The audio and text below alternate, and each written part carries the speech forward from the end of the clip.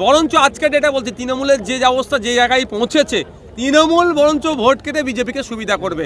আমার মনে হয় অভিষেক বাবুর কাজ হবে সত্যিকারের অর্থে যদি হয় বা তৃণমূলের এই 2024 নির্বাচনে বিভিন্ন জায়গা থেকে তাদের কন্টেস্ট করা বন্ধ করতে বলুন, আমরা বিজেপির বিরুদ্ধে লড়াই করি, বিজেপিকে পরাস্ত। ভাঙার পেছনে মমতা বন্দ্যোপাধ্যায় কতটা দায়ী আপনি কি মনে করেন?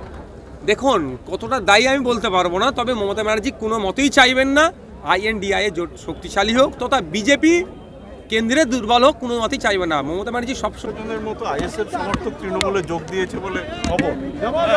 দেখুন, কথা রাখেননি এরকমটা অভিযোগ। ব্যাপারটা হচ্ছে কুমিরের বাচ্চার গল্প আছে, আমরা সবাই জানি। একটা বাচ্চাকে বারবার দেখানো হচ্ছে, তারপরেও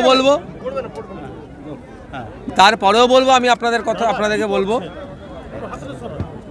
ISF ছেড়ে যারা যাচ্ছে বা যাদেরকে নিয়ে যাওয়া হচ্ছে, হয়তো 2-4 জন যেতে পারে, এই 100 জন বলছে 2-4 জন যেতে পারে, যে জুতার জন্যও গিয়েছে সেটাও আমাদের ভোটার।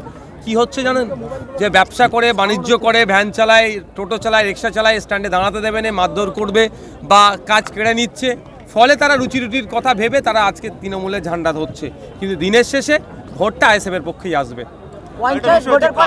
অভিষেক বন্দ্যোপাধ্যায় এখানে প্রশাসনিক সভার জন্য আসছেন, তার ঠিক আগের দিনে আপনার এই সভা, এটা কি নির্বাচনী প্রচারও শুরু হয়ে গেল? দেখুন, অভিষেক বাবু কবে আসবেন না আসবেন তার এটা নির্বাচনী ক্ষেত্রে তিনি 24 ঘন্টা থাকবেন, তার একান্ত ব্যক্তিগত ব্যাপার, তার জন্য আমাকে আগের দিনে করতে হবে এরকম ব্যাপার নয়।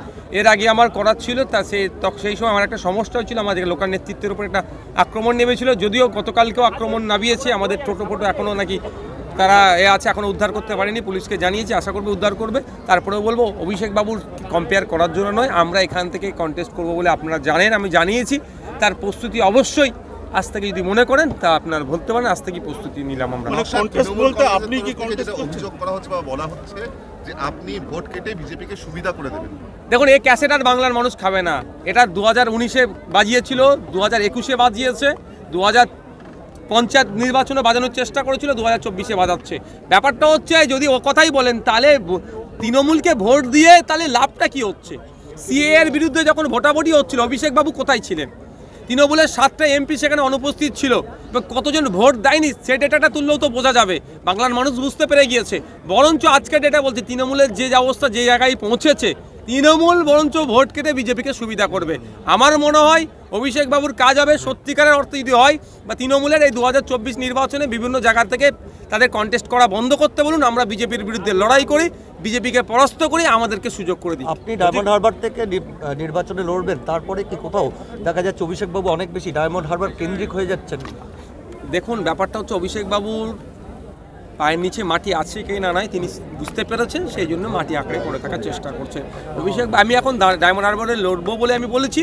এখন দেখুন, অভিষেক বাবু এখানে আছে, যখন নমিনেশন করব দেখবেন বেডিং পত্র বাড়ি থেকে নিয়ে এসে ডায়মন্ড হারবারের লোকসভার মধ্যে যে 7টা বিধানসভা আছে, তো 7টা তো বাড়ি বানিয়ে সেখানে থাকতে হবে।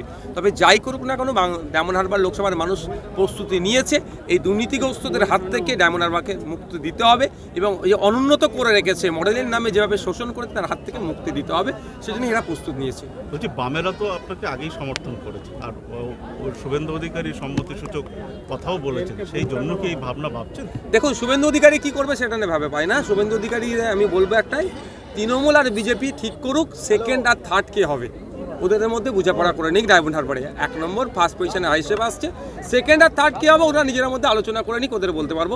আর বাম আর কংগ্রেসের কথা যেহেতু বলছেন, যদি তা বাম কংগ্রেস ইন্ডিয়া জোটের মধ্যে থাকে, সেখানে তৃণমূলে যদি উপস্থিত থাকে, সেখানেও আমার তাহলে ওখান থেকে সহযোগিতা নেওয়া বা দেওয়ার কোনো প্রশ্নই থাকছে না। ইন্ডিয়া জোট ছেড়ে ইন্ডিয়াতে জয়েন করলেন এবং ইন্ডিয়া জোট কার্যত দেখা যাচ্ছে বারবার ভাঙার মুখে। আমি ইতিপূর্বে বলেছিলাম INDIA যে জোট হয়েছে শেষ পর্যন্ত কতজন থাকে, কতজন বেরিয়ে চলে আসে সেটা দেখার বিষয়। আমাদের রাজ্যের মাননীয় মুখ্যমন্ত্রীর শেষ পর্যন্ত অবস্থান কোথায় গিয়ে দাঁড়ায় সেটা এখন দেখার বিষয়। আর নীতিশ কুমার তো বারবারই সবসময় পাল্টিবাজি করেছেন, ওনার প্রতি ভরসা রাখা, কেউ যদি ভরসা রাখে আমার মনে হয় ভুল ভরসাটি জায়গায় রেখেছিল। INDIA জোট ভাঙার পেছনে মমতা বন্দ্যোপাধ্যায় কতটা দায়ী আপনি কি মনে করেন?